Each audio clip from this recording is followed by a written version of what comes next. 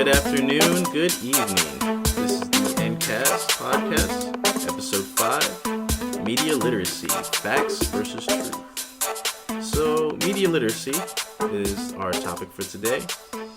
I'm your host, Brian Leifer. I'm joined today by our founder, CEO, Prince. How you doing?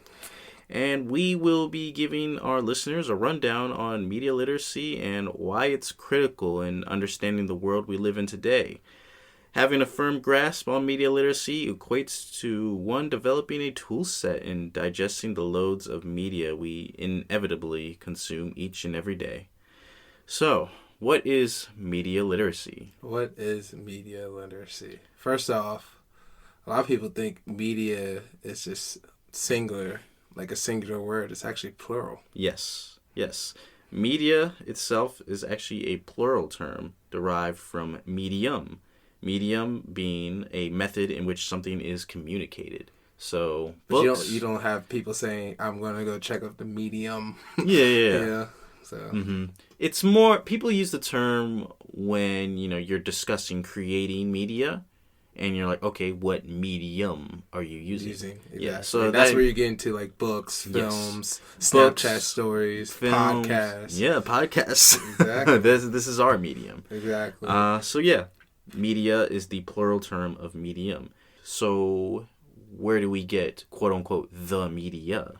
Apparently, the media is like the umbrella term for media to cover all aspects of media, which we were just talking about before. Yeah. It's basically like mass communication. Exactly. So when you think of the media, you generally think of newspapers, TV shows, or should I say TV news broadcasts, podcasts. I feel like that's the 1960 version of saying it, but it's the specified traditional. There you go. Yes, podcasts. Honestly, YouTube is the media nowadays. Yeah. Blogs. I notice a lot of things that have like a commentary on what's going on. A lot of that falls under the quote unquote the media. And nowadays it's digital media. Mm-hmm. It's more so than traditional paper media. Yes.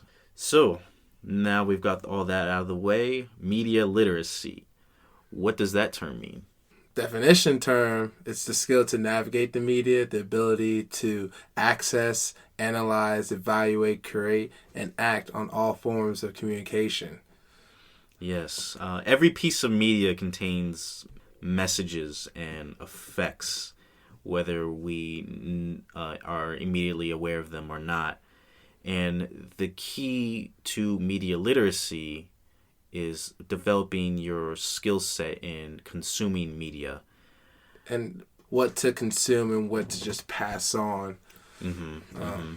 Which we'll get more in depth in with this podcast segment. Yes. So the first idea I'd like to tackle is this sort of idea that messaging and it's sort of being encoded in media that we consume. Basically, when a piece of media is created, its creator/author encodes a message in their work. And this message is then decoded by consumers who consume their media. The funny thing about this is it's usually the creator has a certain message that he wants his audience to perceive, and then sometimes there's a misinformation or they don't click, I guess, when it comes to the decoding process with the consumers. Yeah. And that message just, excuse me, my voice just messed up real quick, but then that message just gets haywired, and then the consumer doesn't really understand what the author or the creator is trying to portray, or go ahead. Yeah, and that basically leads into what they call miscommunication or misinformation. So now let's get into what kind of information we can truly trust. And to answer this question, let's talk about how our mind theoretically consumes media. It's in our human nature to fall prey to things such as misinformation, disinformation, and propaganda. So we have to train our minds to think critically about the media that we consume. Our minds by nature like to what they call connect the dots. Which essentially means they like to take shortcuts to connect the dots. Yes. Which makes us vulnerable as human species when it comes to overload of information. Mm-hmm. So say you saw like a half picture of a panda, you would just kind of take what's given to you and like we said, connect the dots into it's like, hey, that's a picture of a panda. You know, a lot of people like to show like these sort of like weird pictures that sort of imply something, but it's up to you to fill in the gaps. Well, I'm not any like psychologist or neurologist, but I believe they call it the brain relies on the schema. Schema is a thought pattern, a way the brain understands tasks and diverse outcomes of tasks and the strategy to get there. So I'm reading this verbatim off the definition, but altogether I believe it's just pattern recognition that sums it up, the definition, to my understanding. Yeah. So this isn't a problem for things like daily routines, so like brushing your teeth, getting dressed, or anything like that. But when it comes to consuming media, it poses problems. Like 2016 Russia hacking, like that's more complex of information, especially if it's new information coming in on a daily. Mm-hmm. Yeah, so like sometimes when we're really busy or just not that interested in hunting down what would potentially be the correct answer, we just tend to accept whatever answer is laid out in front of us as true because, hey, somebody put it in like this neat and professional way. This must be true. You know, how many times have you like saw something on Twitter that wasn't sourced or anything like that? It's just like, hey, like, Lil Wayne got shot in Chicago or something like that. I actually do remember a couple of years ago, there was like a trend going on about Lil Wayne dying. It happened like consecutively, like for 2 years. And it's because like headline readers, like people saw, Lil Wayne passed away or Lil Wayne had another seizure. Remember when he had a seizure on the airplane? Yeah, I do stuff remember like that. And they say he would pass away, but then it just turns out to be like misinformation. Yeah, I remember like TMZ would hop on the boats like, his family members are coming, saying their final prayers to him. I specifically remember that. Exactly. And speaking of which, since we're on the topic of TMZ, when these sort of news outlets get like the details on the stories, that's all they get, really. Details. You know, just bits and pieces of information. And it's up to them to take that information and make a story out of it because the general consumer doesn't really know how to process just bulletin points of facts. They need a story pitched to them in order to fully grasp, complex situations. A lot of times the full story has a delay in media. Usually media, they'll get parts of the story and they need a story for the next day. So it's easier to create a story than to change the story in itself. Yeah. So if you add on to that story, like I think it was a couple of months ago, that kid with the Magna hat, I guess he was on Indian territory, and there was like a guy literally like yelling in his face. He was an Indian dressed guy yelling in his face the entire time, and they just took the clip of that and it went viral.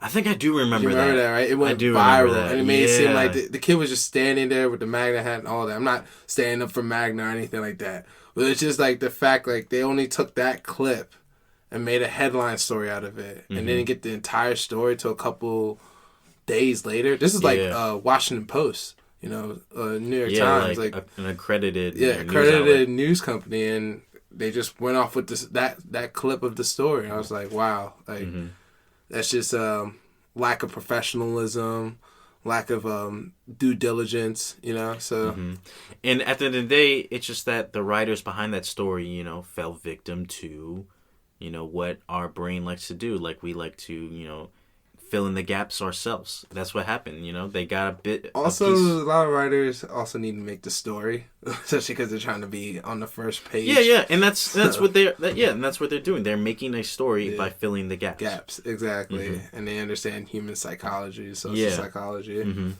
which leads us to our next segue about critical thinking. Yes, yes. So it's kind of the cornerstone of media literacy. Critical thinking, is our way to process media. Exactly, and that just goes into our segment about truth versus fact, or fact versus truth. Either or, they're against each other because they have different perspectives. One side has evidence, the other side is more opinionated. Opinionated, because I can't speak today. But yeah, go ahead. Yeah, but media is made by people with specific goals in mind. So understanding how and why something is produced is really key in understanding the full media. I can't talk today. Media. Whew, boy.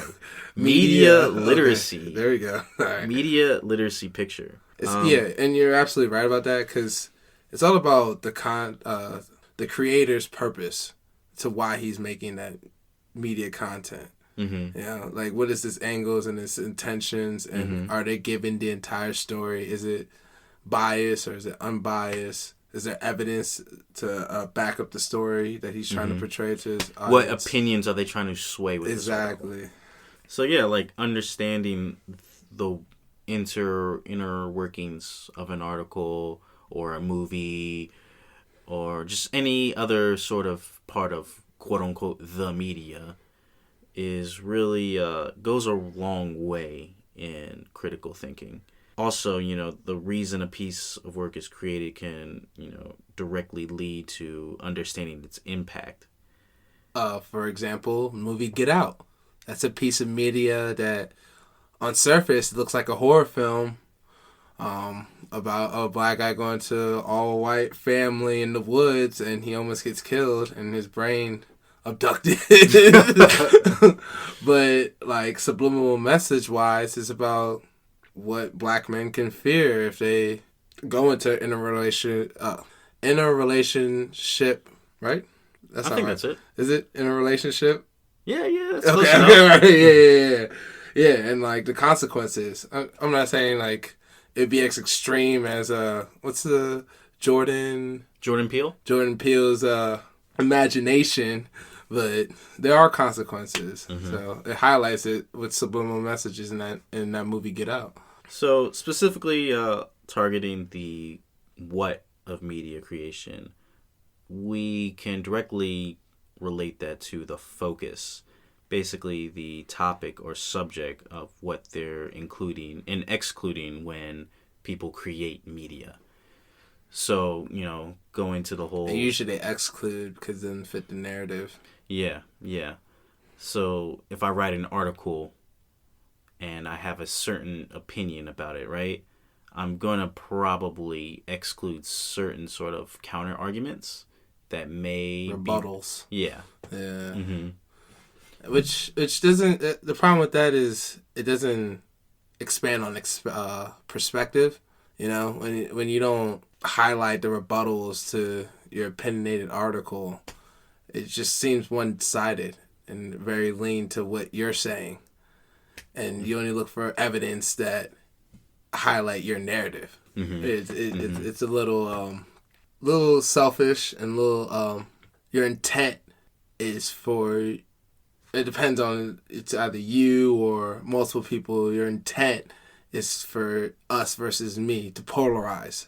I'm specifically talking more so like political reasons, but it could be in other aspects too. You name it. I mean, it does have a deeper meaning when you do that, when you try to keep it just one side of the argument. Yeah. So that reminds me, there's actually a certain aspect of the media that we actually haven't touched base on yet. And that is what's everybody's favorite thing, advertisements. Advertisements. So yeah, advertisements really hone in on the what's and whys of media creation to help get their message across to targeted consumers. Specifically, advertisements really like to sort of target the hierarchy of needs we as human beings have. Adam, would you like to explain the hierarchy of needs? Sure.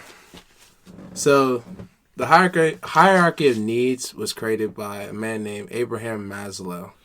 He basically touched on levels of our human basic needs. So I'll start it off with the bottom level of our needs, which is food and water, what we need to survive, along with shelter and sleep. And then the next level is the need to feel safe. Especially if you want to be in a safe environment, you have a home you want to protect, you get cameras, you get an alarm system. And then the next level is love and belonging. My favorite. Right? Love and belonging. Who doesn't want to feel loved, by family members, a companion, specific spouse. And then the next level is accomplishments, a feeling of self-worth. Feeling like that you're somebody in this world of 7 billion people. Mm-hmm. You want to feel like you stand out, you're unique. And then the top of the pyramid, basically I'm giving you levels of pyramid, is destiny. Basically what you destined to be, your aspiring goals, and how you want to achieve it. You always find a strategy to achieve your future goals, right? Yeah. Yeah. Mm-hmm. Yeah. I always thought that hierarchy of needs really explains life. The first time I learned it, which is like back in high school. Mm-hmm. Yeah, I remember in like high school, I think it was like 12th grade, I learned about the hierarchy of needs, and I was like, whoa, like now all of a sudden, shout out Miss McKeldin. Miss McKeldin helped me out. I was just like, yeah, everything just makes sense now. Yeah. I feel like this is what life is all about. Exactly. And that's also very terrifying because advertisers know what life's all about. And because they know what life's all about, they know how to really attack you mentally. Well, I think advertisers don't really know what life's all about. I hate to disagree with you, but at the same time, I feel like they find strategies to target human behavior. Yeah. You know what I'm saying? Like, I agree with that. Yeah. It's more so like through market researching and A and B testing that they find ways of what their consumers want and how to appeal to their consumers. Mm-hmm. That's the reason why I use advertising. Mm-hmm. Yeah, some dark stuff here. Yeah. So, Adam. Wait. Before we get to the dark stuff, let me give like a pre-segue to the darker side of media. It may seem like we're kind of demonizing advertisers, especially when we're going to this next segment. But just to give you a baseline, advertisers are necessary for products. Yes. Like, you won't hear or know about the product if it's not advertised towards you. So we're not trying to demonize advertisers, right, Brian? Well, of course not. There's some advertisements that I welcome with wide open arms. Yeah, like, wow, like I would not have known about this product that really fits well with my lifestyle had it not been for this amazing advertisement. Exactly. So to know about the product, you need advertising. Mm-hmm. But sometimes it gets mixed up with the darker side of media.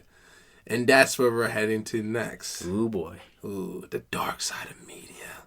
The dark side. Whoa. All right. Let's get into it. So the first topic we're going to talk about for the darker side of media is propaganda. How it's used in media throughout its existence of media. So I know we didn't start off with this, but media started off with yellow pages and newspapers in the beginning. Even before that, well, you can always trace it back to just, writing stuff down on paper. Typewriting. Mm-hmm. Even before typewriting. Or even just writing paper. Yeah, writing even paper. like ancient Greek times, Socrates was having like arguments on whether or not we should be writing things down. But it wasn't really established till like 1800s, I'm going to say 16, 1700s. The creation of the typewriter, yes, definitely did like kick things off because then after that, a lot of people became, literate. Yeah. Literate, because there were a lot of illiterate people back then too. Yes. But because of media and people just having informed, like widely accessible, print. Exactly. Definitely like, pushed, people to really like, teach and learn, how to read and write. Well, just not to steer off the conversation, I do want to go back in history though. The reason why is because propaganda was really important during the World War eras, World War I and World War II. Mm-hmm, the Great War. Exactly. So World War One, like, they were really noticing how, like, you push people, not push, but like make their advertisement and propaganda as compelling as possible to join the war and join the army to serve your country. And after World War One, and they see, let's see, Uncle Sam was he was a historical figure for World War One and World War Two, and was it Betsy? No.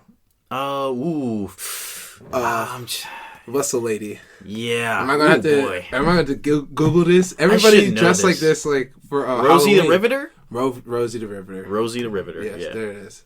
She's a propaganda figure too. When men went off to war, she was like a figure to have women start taking on housewives pick up their husbands' jobs who are away at war.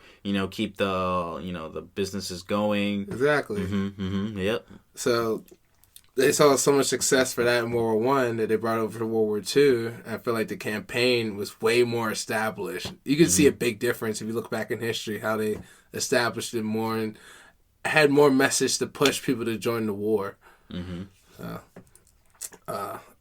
So our next segue, which Brian's going to start talking about, is misinformation. Yes, the dreaded misinformation. So how many times have you seen this kind of scenario, right? A breaking news story happens. Details are slim. A lot of news outlets are reporting conflicting information. That's called, misinformation. Basically, information that's not deliberately false, just kind of gets mixed up in other things and leads to a false narrative, making its way through the media and through the communities. That can be very harmful in a lot of ways. It's also harmful when it's like inaccurate and unintentional. Yeah. Sometimes we as humans make mistakes. And that means the writers and blog writers or people who are trying to distribute news to the public, they'll make mistakes. And when it's inaccurate, it could have a severe consequence or backfire if it's not fixed in a timely manner. Or it's not even noticed in a timely manner. Now, see, do you know what's even worse than misinformation? What? Disinformation. Yes. Disinformation. Information used to confuse and distract the intended audience. Do you know how I feel about disinformation? It's like a media outlet using half-truths to like steer their own narratives. And I feel that way with a lot of political parties. To be honest, the Trump administration uses that a lot. Whenever something, the Democratic Party used that a lot. DNC, they used that a lot for Hillary's campaign. Yeah, they did. You know what I'm saying? So it's like I was really about to go into the political party with Democratic conservatives. And the biggest tool for misinformation, I think a lot of people don't like to highlight on because there's so much evidence behind it, is stereotypes and racism. Go on. Both of them are marketable because it causes controversy. Yes.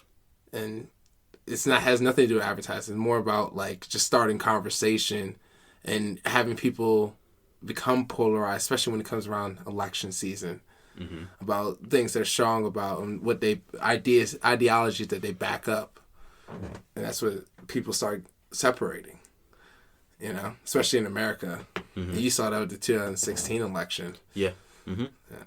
Even our closest friends, you're like, what's going on? I thought we were always on the same page. Yep. We've known each other for like 10 plus years. You ever had somebody on Facebook say something and it's just like, whoa. Where was this person in 2007? I don't know. But so that's the darker side of media. So with a gloomy topic like that, I think we should really go into the proper steps on how to properly analyze media.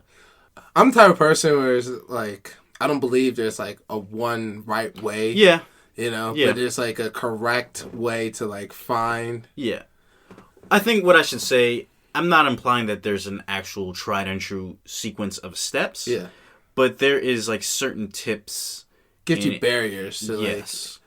Know what you're looking at and make sure it's correct information. Mm-hmm. So yeah, media skills that relate to media literacy. So if you remember before, when we were defining media literacy, we specifically mentioned access, analyze, evaluate, create, and act. So what do those all mean? So first one. I'll start it off. Okay. With access. Mm-hmm. Like I mentioned before, we're in a digital age with digital media.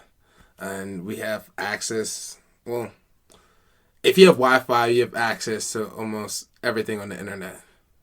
Yes. Give or take. Mm-hmm. Yeah. And it also allows writers, authors, etc. to have freedom of expression online, which gives people ability to freelance. They don't have to essentially work for the New York Post or the Washington Post. They can work from their house and create a blog, an article, and send it out to millions, and it'll impact them just the same as it would back in the 90s when they had to write in an office. Mm-hmm. So the next part is analyze. So we kind of touched base on this earlier, discovering the purpose and message of media. Just to recap, it's who created this message and what is its purpose? What techniques does it use to attract and hold attention? What lifestyles, values, or point of view does it depict? How might different people interpret this message? And this is with an understanding that all media is constructed and skewed with a purpose and intention. Yes, because, like we said earlier, media is created by people. Yeah. People like you and I.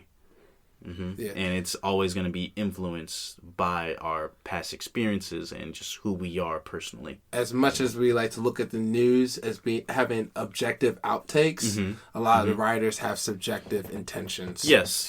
They can try.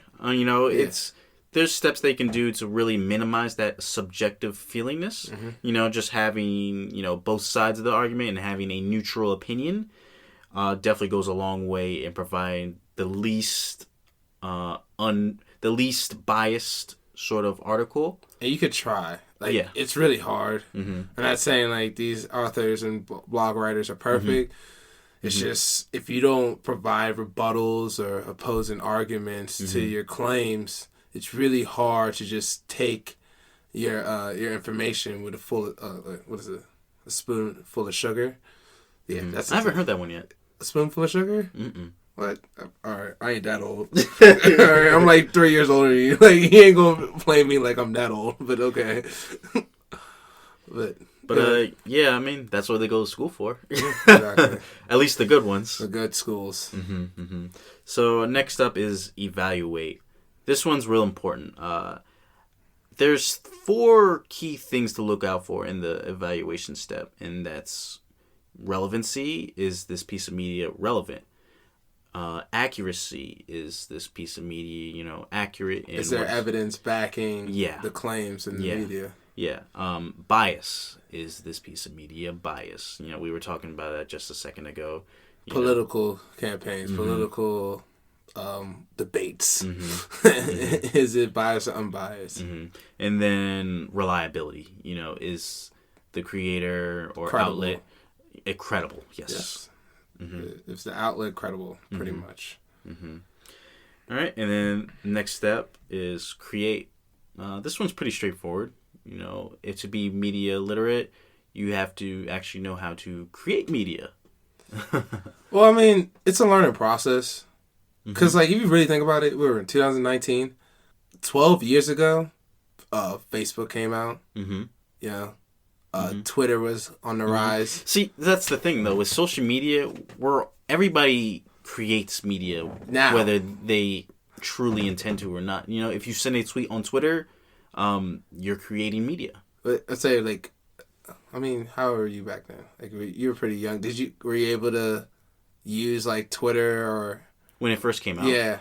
Oh, yeah, I was an early adopter. Okay, so... But, you didn't really realize that you were creating media. No, you were like, oh, I'm going to make a post saying yeah, like some to me, silly I was like, shit. oh, it's like having a diary. Yeah, but like you're like sharing the diary. And then when you start realizing that you're creating your own media, that's when it's like, oh snap! Like people are actually paying attention and following. Like not always, but still. It's like that moment you realize, oh wait, I have to watch what I say online because people actually look at it and people actually judge me for what I say. Well, it also depends on how much clout you have too. Like, I love that word. Yeah, how much stance you have behind. I love that word. How much stance you have behind. Your following and your influence on social media. Like, say, let's give an example. Say you were he rarely likes to post anything on social media. Say you were Jay-Z, right? Yeah. Jay-Z is in a position where he can only say limited things because he has so many business ventures that he wants to protect. He doesn't want to spew so much information. If people find out about him, it's because bloggers are searching information about him. It's not like he's posting on his own. But it's because he understands the ramification behind posting and people following him and understanding where he's coming from. So what a lot of people like to do on their Twitter bios, people who work for like, big companies but like to be active on Twitter. Our friends with them on social media. Go ahead. They in their bios they like to say my views do not reflect my employer, and that's kind of like a disclaimer. If I may say some shitty stuff on Twitter, don't think that represents the views of the company I work for. And I think that's a pretty good but I think it's also like the problem with your words shouldn't reflect you as a whole. Like, explain. Like, sometimes people make mistakes, like, to a degree. I'm not going to just excuse all mistakes. But sometimes, like, people write stuff on Twitter and they end up deleting it later on because they're like, oh, that's a mistake. I shouldn't have wrote that. Not because they feel bad, but it's generally like maybe they forgot to put an A in the sentence or, you know, just stuff like that. Like, earlier when I mentioned how Socrates was very unsure about people writing stuff down, it's because they're gonna use it against you. Yeah, people can take your written word and use it against you, and if you're not there in person to personally defend yourself, it can be pretty bad. And then people have like a absolute perception on you, and that's what I meant. Like, your words should reflect you as a whole. Like, just because I say that doesn't mean that's all of me. Like, you shouldn't attach just that sentence or that phrase or just that one particular action and then dismissing it entirely, and then not even look at the good. Like people could do so much good in the world, but the one bad thing that goes viral, like they see that person as like that viral incident that happened to them. Yeah, it's a tough world out there. But I also think it's like the influence of the platforms. Yeah. The social platforms. They have that much of an influence on our minds. They give us so much dopamine. Yeah, the dopamine inject from Twitter. I need that. Exactly. Sitting at work, next thing you know, you're scrolling through Twitter or you're scrolling through Instagram. Lost in the web. Exactly. All right, moving on. And the last point we're going to talk about is act. Act.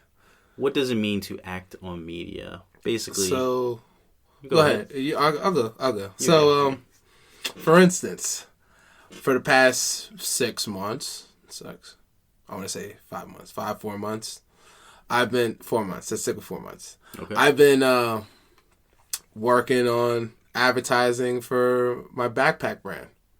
That took a process which I couldn't immediately act on. But once I did, I'm starting to advertise it more, which means I'm acting on my own medium. Yes. Does it make sense? Yeah, that makes sense. Yeah. So that's just one example of just acting. Like, you have content that you want to put out there, put it out. Who says it best? What's that guy's name? Is it Vaynerchuk? Gary? That White name guy? does not ring a bell at all for me. Gary V.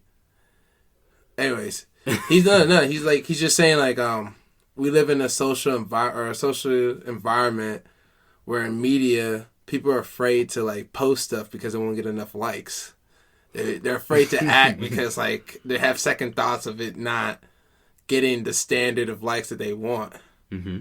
And so people are not acting as much on media. Mm-hmm. And really, that's not what the media platform is for. It's for you to share, post, and engage on the platform. Yeah. So I just feel like that's the culture we're in right now. It's like a high school impress others culture. Mm-hmm. So for me, when I think of acting on media, I normally think of what kind of impact did this piece of media have on you. So say I read a textbook, say I read a chapter out of a textbook and I learned something. I then apply that knowledge into something I'm doing in my life. That's me acting, on media. Say I watched a film that I really, really liked, and one of its themes was say, treat others well while they're still here. And then I act on that by sending a happy birthday text to my aunt or something the next day. Okay. That's me acting on media. So we have a little different outtakes on acting. But okay. Yeah. But acting is, it's pretty widespread on, what it can mean. Because at the end of the day, the core parts of our argument are essentially the same. Same, exactly. Mm-hmm. It's just to act whatever you see on media, whether it's to imitate and put something on the platform or to take away. Like what you're saying. I took something away from me, what I read, and then applied it to your life, right? Yeah. So. Yeah. So to bring it all back, the sort of act, create, evaluate, analyze, access, it's pretty impossible to apply all these aspects into every piece of media we encounter, especially nowadays in the internet where we encounter... There's a plethora of just information spewing, projectile vomiting information into our face every day. That's a kind of a gross imagery, but I guess it is what it is. Literally there's so much information just coming at you. You can't consume it all. Yeah. That's why I say not even just consume it all, it's just we can't apply all of these sort of media literacy skills to everything we consume. Chances are something's going to slip by us, say some kind of disinformation is going to come by us and we'll fail to recognize it because hey, we've been consuming media for basically the whole entire day and the whole entire week, the whole entire month, the whole entire year. It's hard to give everything, the time of day to properly, evaluate it. I think I read some studies somewhere saying we consume almost to 10,000, 15,000 worth of information, in a week or something like that. And it's just Is this the reason why I can't remember what I had for breakfast? Yeah. We're that complex. You can remember something that happened 5 to 10 years ago, but you can't remember a small task or an actor that's played a small role in a movie, but he's famous. But I think what's actually good about this plethora of media is that even though we cannot apply our skills to everything we consume, it still gives us a lot of opportunity to improve our skills. Yeah. And, that's the main takeaway here, right? Improving our media literacy skills for the media that we consume.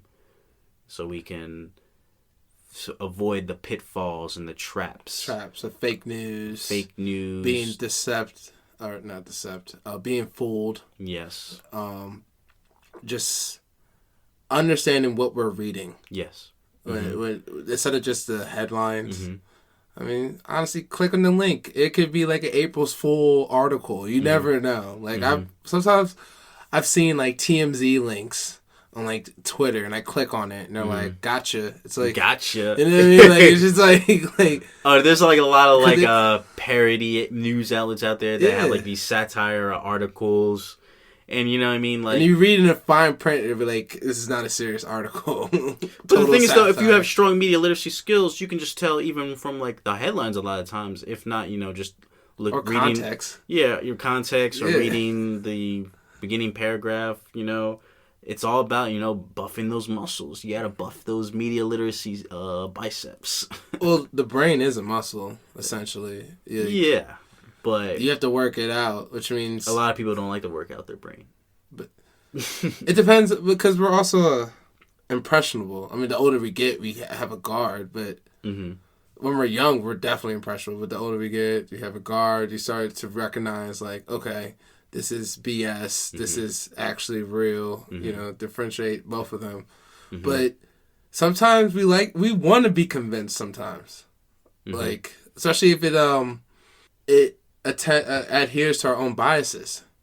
Like, say you're watching the Democratic debate and you're trying to look for who's appeasing your own bias. Yes. A lot of people are saying Bernie. A lot of people are saying Andrew Yang. A lot of people are saying, what's her name? Kamala Harris? Yeah, Kamala Harris. Yes. See? Just stuff like that. Okay, so that about wraps it up for this episode. I'd say if you want to learn more about this topic, a good resource to use is, what is it called? It's this YouTube Crash Course. Yes, Crash Course on YouTube. They have media literacy. They have a 13 video special on media literacy that this podcast was definitely heavily based on. Shout out to Jay Smooth. And so, yeah, I'm your host today. My name is Brian Leifer, and closing out here. What's your Twitter handle, Brian Leifer? My Twitter handle. Ooh, yeah, I gotta get that out there. My Twitter handle is Brian D. Leifer, BrianDleifer. I also now have a professional Instagram account. Let's see. Go. My handle there is Bumblebee Brian. That's BUMBLEBEE_ Brian, BRIAN. And where can they find you, Prince? So, my name is Prince Etzem Ayo, as we're closing out. And my Twitter handler is @_Nigma, capital NIGMA _RM_. And then my IG is actually @P._Nigma